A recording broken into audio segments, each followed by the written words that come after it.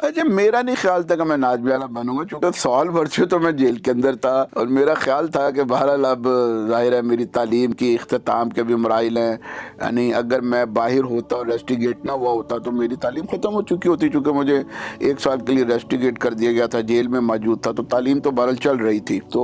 وہاں پھر ایک دن اطلاع آ گئی جب اجتماع ختم ہوا کہ مجھے نازمی والا منتخب کر لیا گیا رات کو، تو اگلے دن پھر ہمیں ملنے کے لیے جمعیت کی شورا آئی، تو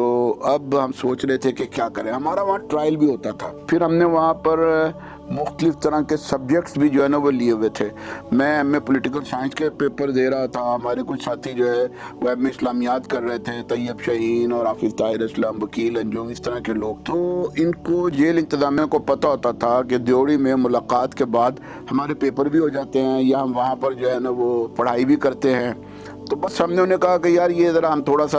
کریں گے، پڑھائی کریں گے تو انہوں نے کہا جی ٹھیک ہے، معمول ہے ہمارا، تو ہم وہاں چلے گئے اور جمعیت کی شورا جو ہے وہ شروع ہو گئی، تو وہاں پھر میرا حلف ہوا، اور حلف کے بعد پھر ظاہر ہے کہ میں تو ظاہر ہے گرفتار تھا، تو پھر میں نے راشد نسیم صاحب جو آؤٹ گوئنگ نازمی والا تھے ان سے میں نے ریکویسٹ کی کہ بھی آپ قائم مقام بنیں،